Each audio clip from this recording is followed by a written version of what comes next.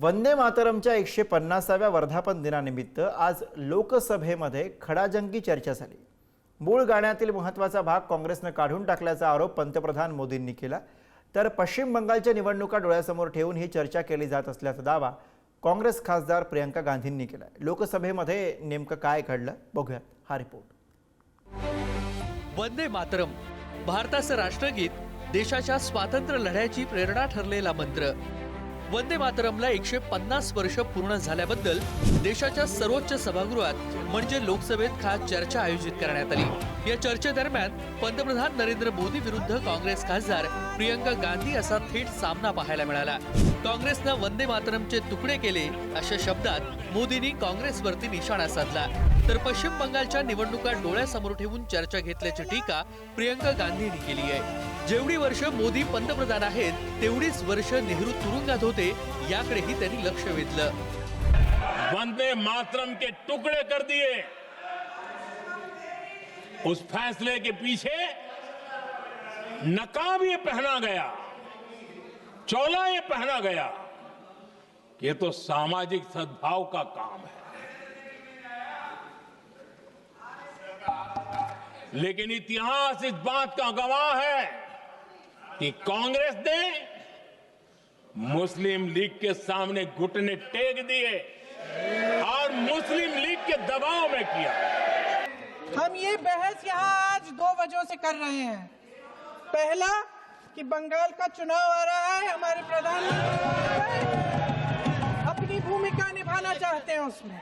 क्या सत्ता पक्ष के हमारे साथी इतने अहंकारी हो गए हैं कि अपने आप को महात्मा गांधी जी से, रविंद्रनाथ टैगोर जी से, राजेंद्र प्रसाद जी से, बाबा साहब अंबेडकर जी से, मौलाना आजाद जी से, सरदार पटेल जी से, सुभाष चंद्र बोस जी से बड़ा समझने लग गए हैं। मोदी जी का अपने भाषण में ही कहना कि राष्ट्रगीत को एक विभाजनकारी सोच द्वारा काटा गया, उन सब महापुरुषों का अपमान है। और जहां तक जवाहरलाल नेहरू जी की बात है, जितनी देर हमारे प्रधानमंत्री देश के प्रधानमंत्री रहे हैं, 12 साल हो गए हैं, लगभग उतने ही सालों के लिए जवाहरलाल नेहरू जी जेल में रहे। या निमित्तानं सत्ताधारी आणि विरोधी पक्षाच्या खासदारांनी एकमेकांची उणीधुणी काढण्याची संधी सोडली नाही।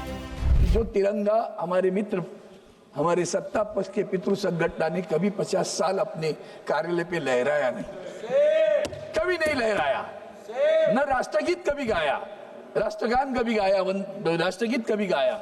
आज वही लोग वंदे मातरम की सराहना करने पर आए। क्या आगे चलकर और बताता हूँ, डॉक्टर हेडगेवार जी और माननीय गुरुजी जिनको मैं मानता हूँ आज भी, उनके किताब में कहीं भी वंदे मातरम का उल्लेख नहीं है। आपल्याला माहीतच आहे की आपल्या सगळ्यांचे नेते आणि देशाचे माजी केंद्रीय कृषी मंत्री आदरणीय शरदचंद्रजी पवार साहेब, तत्कालीन प्रधानमंत्री थोर अर्थशास्त्रज्ञ डॉक्टर मनमोहन सिंग यांनी मागील काळामध्येच या देशातील सर्वात मोठी 72,000 कोटीची कर्जमाफी घडवून आणली आणि हा रेकॉर्ड मोडण्याचा चांगली संधी सरकारला आहे आणि त्यांनी ती अजिबात दौडू नये असं मी या निमित्ताने सांगतो। आदरणीय सभापती महोदय, ग्रामीण भारताचं अर्थकारण आजही शेतीच्या अवतीभोवती फिरतंय। जर शासनाने शेतीकडे या वर्षाच्या ओल्या दुष्काळाकडे जर पाहिलं नाही तर आनंदमठ कादंबरीमध्ये वर्णन केलेली सरंजामी शासन व्यवस्था आणि आपल्यात फरक तो काय उरणार। सरसेनापति स्वर्गीय हिंदू हृदय सम्राट बाल साहब ठाकरे कहते थे, अगर इस देश में रहना हो तो वंदे मातरम कहना है, अगर इस देश में रहना हो तो वंदे मातरम कहना होगा। और मुझे लगता है और वो बाला साहब ठाकरे ये भी कहते थे, गर्व से कहते थे, हम हिंदू हैं, इस पर भी हमें गर्व है। लोग कहीं अभी भटके हुए हैं, लोगों ने खुद दूसरी जगह जाके मिलावट भी की है। तर वंदे मातरम हे केवळ गीत नाही तर भारताच्या स्वातंत्र्याचा मंत्र आहे, याकडे मुख्यमंत्री देवेंद्र फडणवीस यांनी लक्ष वेधलं।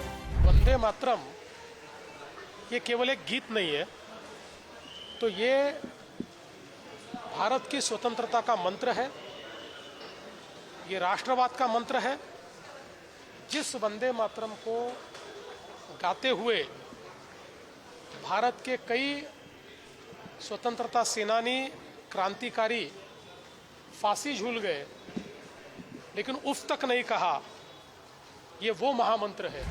वंदे मातरमवर आज लोकसभेत जी चर्चा झाली ती या गीताबद्दल असलेल्या आदरासाठी।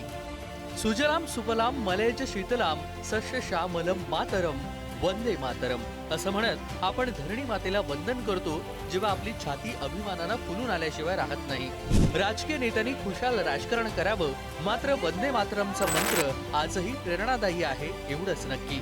शिवाजी काळे, पुढारी न्यूज, नवी दिल्ली।